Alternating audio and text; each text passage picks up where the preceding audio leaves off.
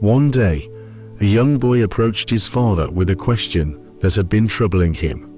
"Father," he asked earnestly, "what is the value of my life?" The father, a wise man with a knack for teaching through experiences, thought for a moment before responding. Instead of giving his son a direct answer, he handed him a simple stone. "Son," he said, "if you want to understand the value of your life, take this stone to the market. If anyone asks you for the price, don't say a word. Instead, simply hold up two fingers."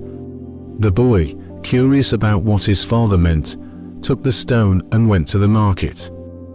As he wandered among the stalls, showcasing the stone, a curious old woman approached him. "What a lovely stone," she exclaimed. "How much is it?" Remembering his father's instructions, the boy didn't utter a single word. He merely raised two fingers.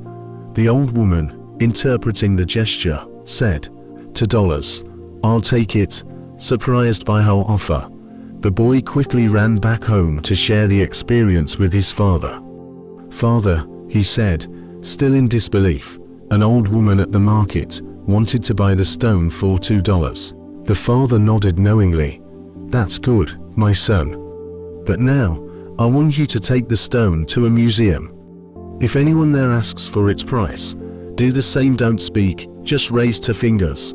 Eager to see what would happen next, the boy carried the stone to the museum.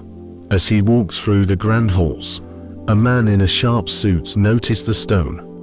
Intrigued, he approached the boy. "What a remarkable piece. How much are you selling it for?" The boy, following his father's instructions, raised two fingers. The man's eyes widened in amazement. $200. "I'll take it," he said enthusiastically. Astonished by the man's offer, the boy rushed back home, his excitement palpable. Father," he exclaimed, "a man at the museum wanted to buy the stone for $200. The father smiled at his son's enthusiasm but remained calm. "That's wonderful, my boy.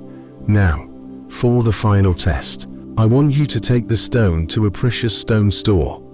Walk inside, and if anyone asks for the price, do exactly as you've done before. Don't say a word, just raise two fingers." The boy, intrigued and eager to uncover the stone's true value, hurried to the store. Upon entering, he saw an old man behind the counter. As the boy placed the stone on the counter, the old man's eyes widened in shock and delight. "Oh my goodness," the old man exclaimed. "This is the rare gem I've been searching for my entire life. Where did you find it? How much do you want for it?" The boy, still speechless from the man's reaction, raised two fingers. The old man gasped. $200,000. "I'll take it. I must have this stone." Overwhelmed, the boy couldn't contain his excitement. He ran home as fast as he could, bursting through the door to share the incredible news. "Father, father," he shouted. "An old man at the precious stone store offered me $200,000 for the stone." The father's face lit up with a gentle smile. "Now, my son," he said, placing a reassuring hand on the boy's shoulder, "do you understand the value of your life?" The boy, still catching his breath, looked at his father with curiosity. "What do you mean, father?" The father explained. "The stone, my boy, is like your life. At the market, someone saw it as a simple stone worth only $2. At the museum, someone appreciated it more and offered $200. But at the precious stone store, an expert recognized its true value and was willing to pay $200,000 for it." Pausing for a moment, the father continued, "The value of your life depends on where you place yourself.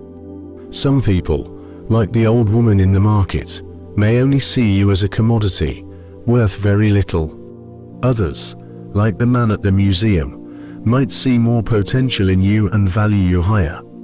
But there are also those, like the old man at the precious stone store, who truly understand your worth and will value you as priceless." The boy listened intently as his father spoke. "You see, My son, the father concluded, life is not just about what you are. It's also about where you are and how the people around you perceive you. You must decide whether you want to be a $2 stone or a $200,000 gem. Choose your surroundings carefully, and always remember that your true value lies in how you see yourself and where you choose to place yourself.